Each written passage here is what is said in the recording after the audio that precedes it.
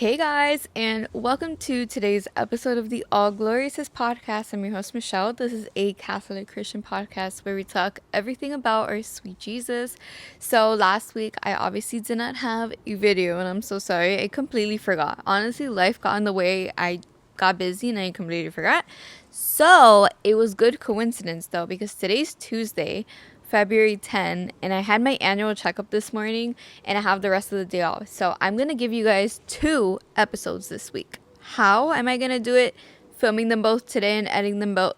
I don't know. We're going to make it work though. Yeah, so I went to do my annual checkup this morning, and then the other thing that I did today, oh my goodness. I went to do a head spa. Like, it was a head spa treatment thing for the first time ever. Oh my god, you guys. Like, if you can do a head spa treatment, I 10 out of 10 recommend. They basically deep washing your scalp. It's like a scalp treatment, and doing like just motions to, oh my god, to stimulate all the blood and everything. It was divine. And then also massaging my arms, my shoulders, all that kind of stuff. So it was really, really nice.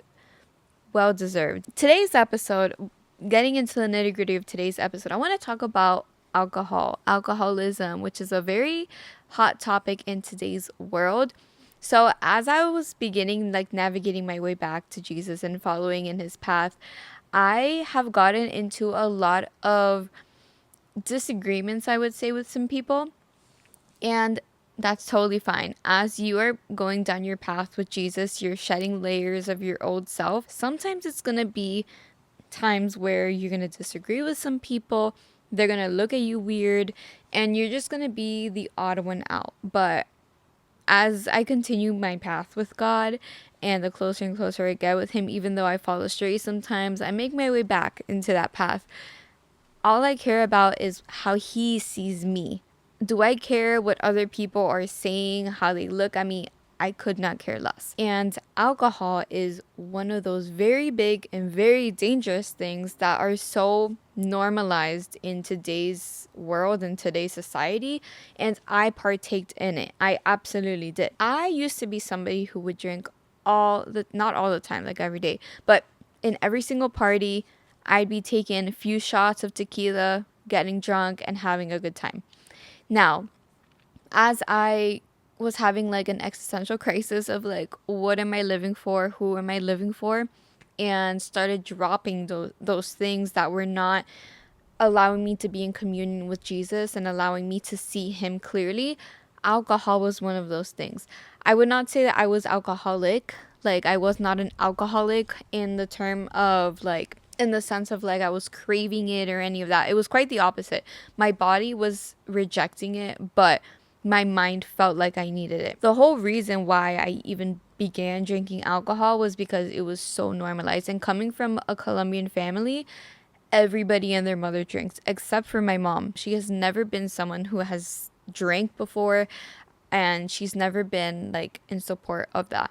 But of course, as you grow up, you rebel and you like to do your own things. And I'm very much so somebody who has to live through things and mess up through my own experience instead of being wise and listening to someone who has messed up on their part.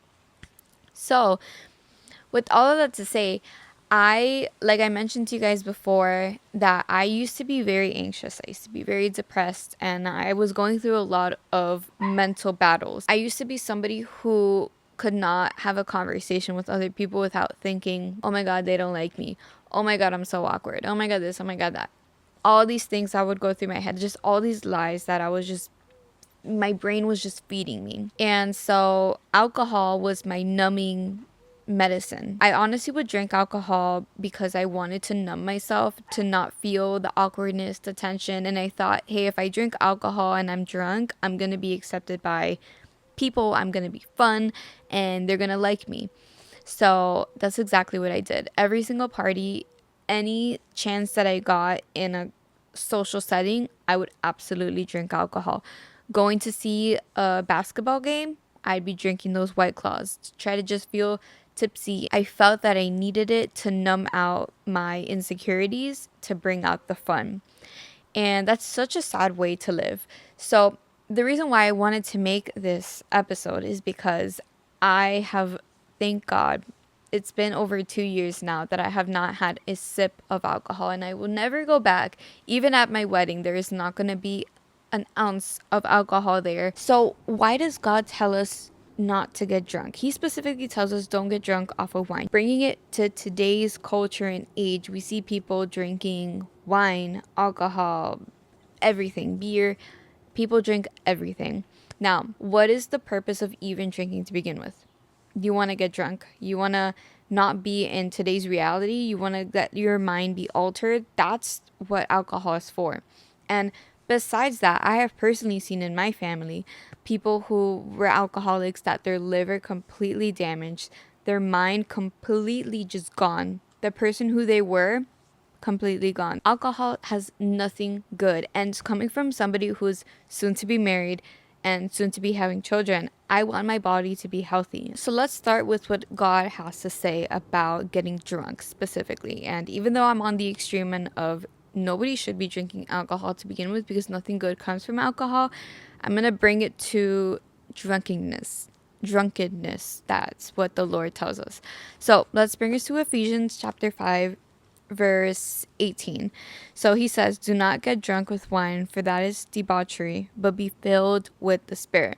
We fill ourselves with alcohol. It alters our state of mind, so we're no longer in where we are right now. We have no idea what's going on. We can't control our emotions. We can't control our actions.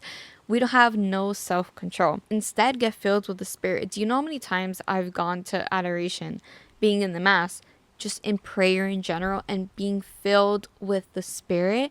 There is nothing that peak feeling that I get of being filled with the Spirit versus how I used to feel with alcohol. So let's move a little bit forward to Galatians chapter 5, verses 19 to like 21. So basically, the works of the flesh. Now, boy, oh boy, does alcoholism go into the works of the flesh. So the works of the flesh are obvious: fornication, impurity, blah blah blah. Moving forward to 21. I am warning you, as I warned you before, those who do such things, the will of the flesh, will not inherit the kingdom of God. God is telling us straight out, you get drunk, you're doing all of these things of the flesh. The works of the flesh will not get you into the kingdom of God, because you're going to be in a place of idolizing yourself, what your flesh desires are versus the desires of the Lord, which is what he wants us to do so that we're able to inherit the kingdom of God. He is incredibly clear about these things. These things, like I said, become an idol. They become a lifestyle. They're going to damage ourselves, our spirits, everything in our relationship with God. And whether you see it or not, it can damage relationships that you have with other people, your relationship with the Lord. And most importantly, you're going to just become a slave to that sin. You're going to become trapped in alcoholism. You're going to become trapped in drunkenness. Oh my God, is that a bee? Sometimes I get worked up and all excited about what I'm talking about that I completely forget to look at the viewfinder. And I'm sorry if that hair that was on my forehead was annoying me, because I know editing Michelle is gonna be feeling some type of way. Anyways, guys, that brings us to the end of today's episode of the All Glories podcast. I hope this was insightful. I hope that if you're held bondage to alcoholism, that you bring that request to God and ask him to untie you from those chains, because alcoholism will bring you to destruction and nothing good will come from it. But thank you so much for watching. I hope you guys enjoyed, and I will see you in my next episode.